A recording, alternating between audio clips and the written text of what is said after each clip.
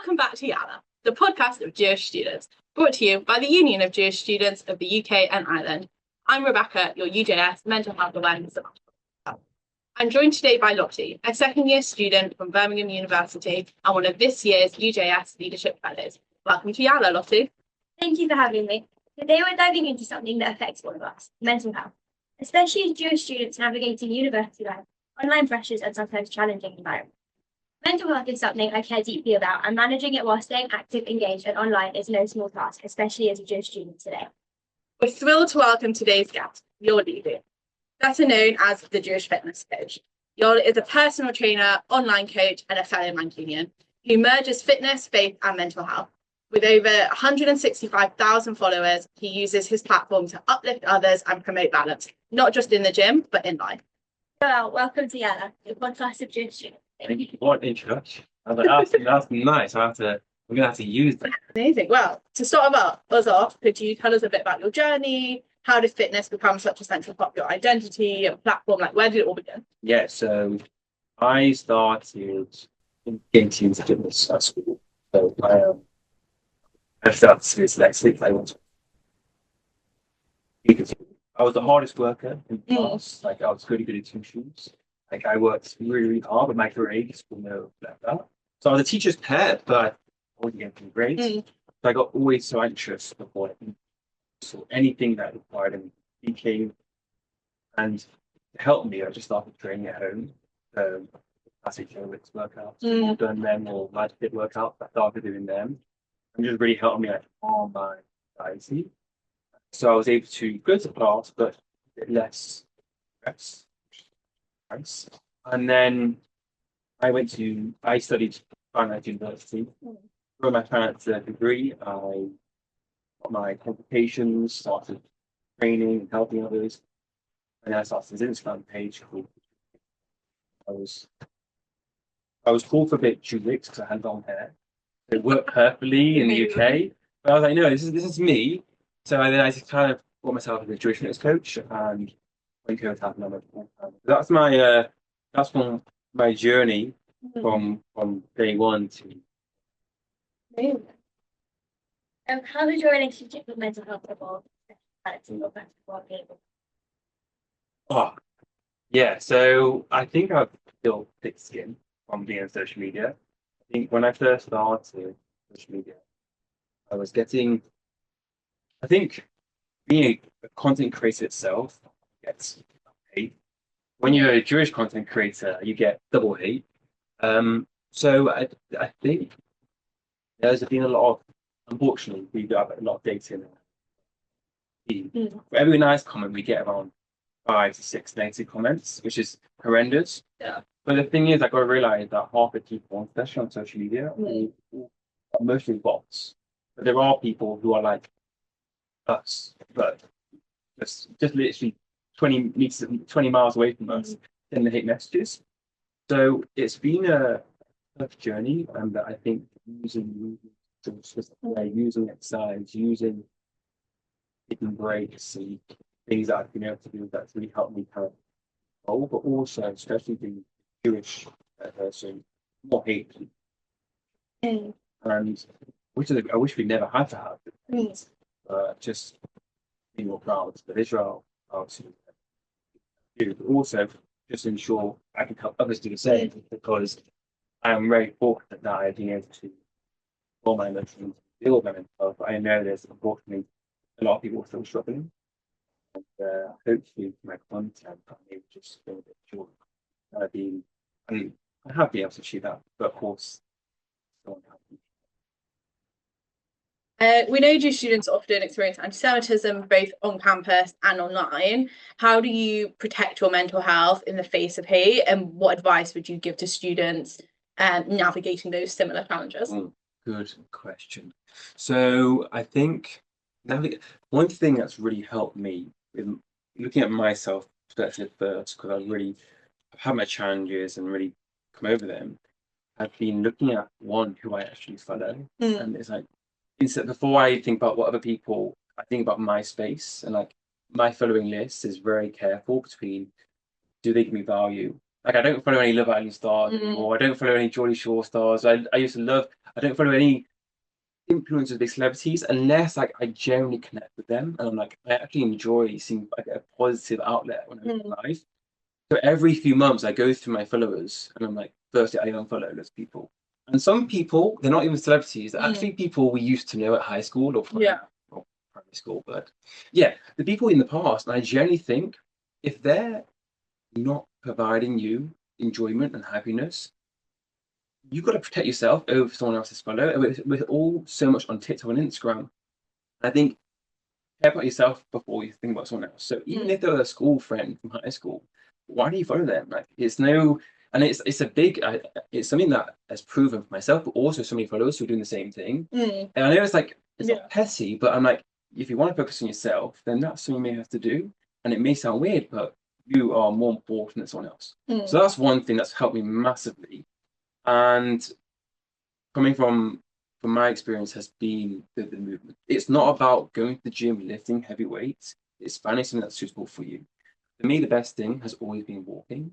And I know walking in daylight where it's obviously safe, but trying to just move your body you don't have to say it's a workout, but the benefits from a mental health perspective of just moving your feet, go for a coffee with a friend, go for a walk in the morning, in the afternoon, before lectures, before when you study, that 10-20 minute walk, you may not always feel it in the moment, but afterwards you will feel at least 1% better. And every client I work with, every person I talk on social media and I forget to walk, it's like, it's an effort to walk 20 minutes, but we all feel a bit better for forgetting our steps. So I think that is, for me, like, if boosting steps, because it's physical health benefits, but also mental health benefits, purely just walking more. That's my super. It's not the biggest trick in the world, but when you stay consistent with walking, it's a beautiful thing. Amazing. Your work blends Jewish values with fitness and self-care. What's the role of community and tradition in your mental health journey? Ooh, I like that. It's a good question. Oh, you're giving me a good question, Tina. So like relating it like with Judaism and mental health and all that thing. I think I've started putting Berlin on more in the last year. I do like a weekly Berlin bump photo, which is quite nice to see. And I think it's also a moment of I'm not the most religious person, I'm progressing. And each year I'm seeing myself, I don't know, you can define religious you want, but I'm progressing whatever that way is. And putting on tefillin, I don't do it every day. I do it once, twice per week because I want to stay consistent. It gives me another five minutes to not be on my phone and just to kind of like reflect and have that thing, which has been nice for mental health. On the weekends, taking my screen time on Saturday and Sunday is a lot less, which has been quite nice. So even though I'm not social much about, but there's definitely a decrease on my screen time, walking more, spending outside with friends, or just doing something different from scrolling and doom scrolling things on Instagram massively helped me. I know that's not like the Jewish thing, but we take from the Shabbat values, which has been massively helpful. And then I think what's been amazing for me has been going to more Jewish communities and being social and being around people.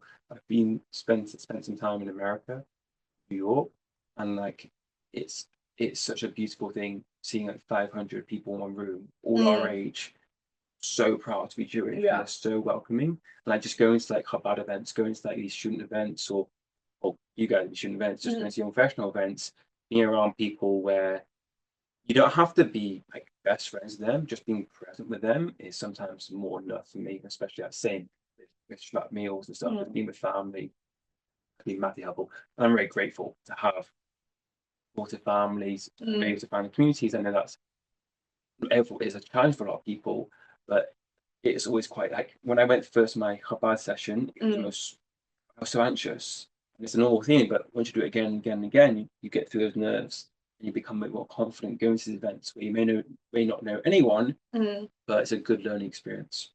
Amazing.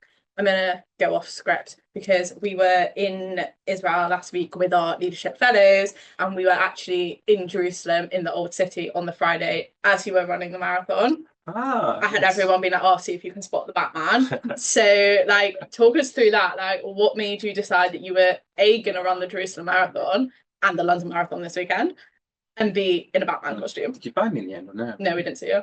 Oh, I'm sorry. What if you told me? I I would know. have. Yeah, it was a great event, and what I was so the security in that event was so good because I Yeah. was so nervous about the security, but they invested a lot of money Yeah. and made sure it's safe. So I decided to run the Jerusalem Marathon straight after I did the Dead Sea Half Marathon, which is the most beautiful event ever. The Dead Sea Marathon, fun fact, there's a path that's only open 2 days of the year. It's like from Dead Sea to Jordan. Wow. It's like a magical thing. It's a really, really cool photo. And then after that, I was like, actually, I decided I wanted to do the Jerusalem Marathon because I've done a half marathon. Let's push. Of course, the day after I decided to sign up, we heard about the BBAS boys and what's happening then, which was horrendous. And I felt like I could do something because I love when I do events. I like to try and push a bit more or do something a bit extra. And I thought actually running as a Batman could be a really symbolic thing due to obviously with the BBAS boys, you saw lots of images and photos. That's like a screensaver on my phone right now, of them in their Batman costume. I think that'd be quite a powerful thing. So that was I didn't think how hard it was going to be until actually I was like, yeah, let's just do it, and I worry about the costume later on. So that was the reason behind it. It was a really amazing like media coverage, a lot of positive feedback, and also the most beautiful thing was, I know obviously beautiful is not the right term, but you may see actually it's the education from non-Jews who learn. So it wasn't me saying shouting with flags or going to protests. It was just me and the Batman. I had a lot of non-Jewish people come to my page and like, why? And they learn. And it wasn't about me. It was it was creating awareness in a different way, which was a really magical thing to see that, be able to teach someone who's not Jewish about what's happened to the Bibas family in that way. And then yeah, the whole event was tough, but I did it. I was able. I'm very grateful that my body is healthy, and we're going again on London Marathon in 2 days. Wow. Yeah, one of our fellows is running the marathon as well. Amazing. Yeah. So you've spoken before about the connection between physical movement and mental clarity. Can you share any simple, accessible tips to students can use to feel better during like stressful times such as it is full of blown exam season now? Especially with exam season. So I think obviously you're probably in your room or in libraries a lot.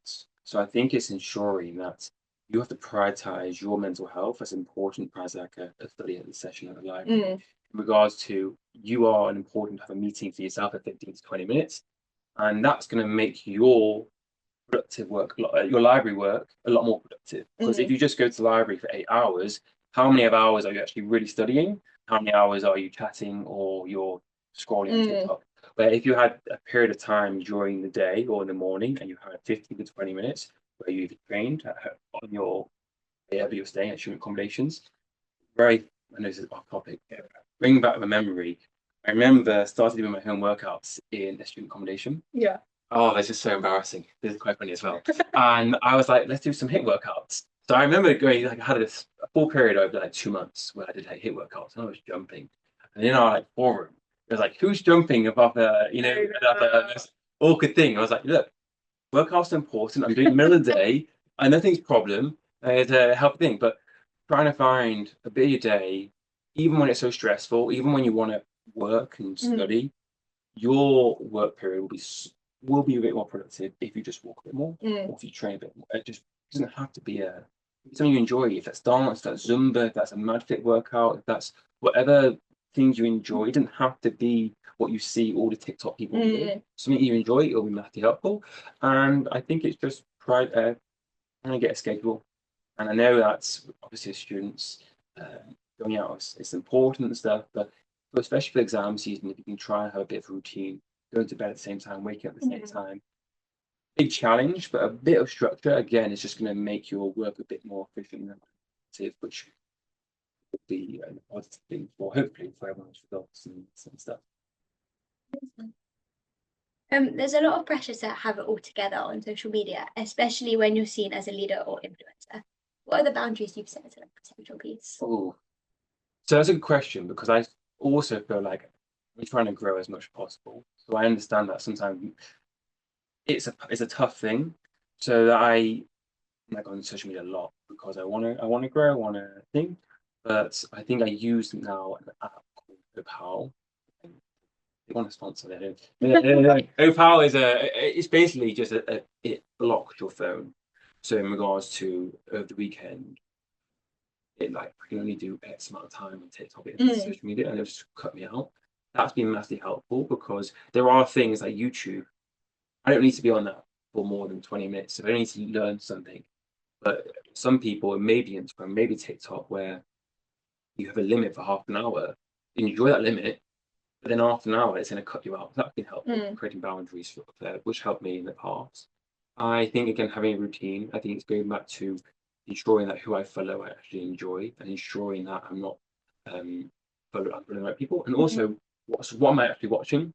So I'll go through my feed and anything I don't like, I either like uninterest or I block the creator because I don't want to see that type of content. So my content is like dog videos, like cute, like things that are gonna make you smile and like make you positive, and anything like I don't agree with or anything that's gonna make you feel bad, I basically just like uninterested. And then basically my social media screen, my feed is like nice. I kind of enjoy going on my social media because it is a more positive experience. So yeah, that's the small boundaries, and also just making sure that my training and my routine is just part of it comes first. And so even if I'm like scrolling, it's my time to train or to walk, then keep that in check because that's probably more important than what I'm doing on my phone then. We've been talking a lot about visibility and resilience. What's one moment where you felt especially proud, whether in helping a client, handling hate, or connecting with someone who needed support? You asked some good questions. So there was one case that came straight to my mind. It was handling hate with kindness, and I've had a few videos that have gone pretty not viral but big in the US, which has been really really lovely. I had a message. It was from a bodybuilder in the States. I don't know where he was from, but bodybuilder, and he just said, "You're a dirty Jew." And I was like, "Hey, should I block it or should I just go back with kindness?" And I just said, "Impressive physique, bro." It was something like that. I just complimented him. He just apologized, and he felt terrible. Wow. And I was like, cool. That's. I wasn't expecting that. I mean, that's one in every 500 examples, but he just came in kindness back. He didn't deserve that kindness. It was horrendous, and obviously a lot of other messages are horrendous. But if I just give hate back, there's gonna be no solution. It's just gonna be hate. He hates me more. I hate him more. You never know. That person may go away, and he may have a tiny bit of different perspective on Jewish people. So probably not. But being kind back was a lovely thing. The others, a few standout things was could you that was one part of the question. Yeah, like what's one moment where you felt proud? Probably the Manchester to London walk. So I did the walk from Manchester to London for Horse Remembrance Day in 2023. I had no clue how hard it's going to be, and I probably did some illegal roads. I shouldn't have been walking on these roads, but lesson learned. I think that was, of course, it's walking from Manchester to London isn't going to solve any current challenges we have.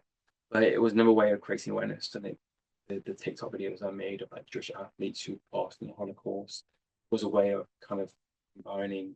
It's also a way of teaching in a different way, Holocaust education in a way that people can relate. Because I always found like being dyslexic, and I really struggled learning a bit about the Holocaust because lots of long talks, lots of long videos that attention span we have these days, I just couldn't connect. So when I learned about like sport athletes who are world champions, it's been a really good way to learn about that stuff. So yeah, doing that walk has been a standout moment for me because it really, it was a mental challenge, and I can do that kind of walk from Manchester to London in a few days. Then it kind of gives me the boost to do anything else, and that's the same with any hard things you do. You do it hard, and the next two things you do, you've proven that you've got that mental resilience in your head. You can do it in other things from not just training, but also getting through that exam period or other things. Yeah, I mean, I hate the drive from London to Manchester. It takes like 5.5 hours. Sometimes I can't imagine walking it. Yeah, well, I think I would rather drive on next time. But you never know. Round two, we can do a huge Manchester to Jewish walk. Yeah, a lot of organising. We could do a JSOC to JSOC. That's a good idea. I don't know what are two I'm pretty JSOCs. sure. I mean, if you wanted to I'm go sure there's from like you could do Manchester to Liverpool. Yeah. They're quite If you want to do cool. like Falmouth to like St Andrews, I can't do further support That'd be socks. great. Yeah. Definitely keep that in mind because that is a fun challenge. Yeah, I mean, we've started like, especially this year, like really had an emphasis on Jewish sports. We've got in a few weeks our final for the Interj Soccer Football Cup. So, and I think that's one of like the big focuses this year was student sport. Oh yeah, I've seen on social media. It's very, very good. So I'm enjoying seeing the sports content. Yeah, you need to sport our sports just like that. Finally, what message would you share with Jewish students who are struggling with mental health, with identity, or just feeling alone? So I think accepting the feelings is totally valid. I think sometimes it's very easy to be like, oh, like let's just move on. But I think one, understand that you're not alone. Like a lot of people are feeling the same as you're feeling. Accept that how you feel is one part of your way of growing. Like I think sometimes we go through some tough times, but you don't know what's around the corner. Like positively, of course, that's just life. I think just if you are doing something that's harder, keep going. That's where if you're doing a project or you're studying, this is where a lot of people stop. So keep pushing and ensuring that it's not about being perfect. It's not about changing your life upside down. But if you can think about one or two things that makes you a bit happier, such as maybe try and go for a walk, some movements, eating a bit healthier. It doesn't have to be the squeaky clean diet, but you one or two things that you know that make you feel a bit better. Simply like, are you drinking enough water today? I know that sounds silly, but even I'm not had enough water today. And I'm meant to be running miles in 2 days. And I should be drinking more water. But there's some more things like that. Like have a little checklist that you're doing that you can pick off. And it's not going to be the next day you feel 10 times better, but it's about the journey. So I would say focus on the small things and I think just keep pushing and yeah, try and find obviously when I was at university, I didn't know what I wanted to do. I had no clue what my career was going to be. And because of all the things I pushed through, I found myself in content creation and I grew in that. So I think it's always have an open mind with new opportunities, try and challenge yourself. That's like your comfort zone when you can do, because it's a big challenge. And but eventually your gut feeling is all right, is always going to be the right feeling. So there's obviously a balance that you have to do everything else. So yeah, that's my my words of my wisdom. Thank you. Well, that brings us to the end of today's episode of Yalla, the podcast of Jewish students. Yoel, thank you so much for your honesty and your strength and coming in and giving us your time today. Your story is a reminder that looking after ourselves is that powerful act of resistance. Absolutely. And thank you to our listeners. If anything in this episode has resonated with you or raised difficult feelings, remember you're not alone. UJS has a 24/7 welfare hotline at 020-7424-3281.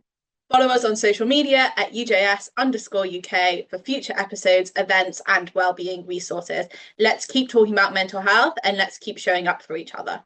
That's it from us. We'll see you next time on Yalla, the podcast of Jewish students. But for now, it's a goodbye from me.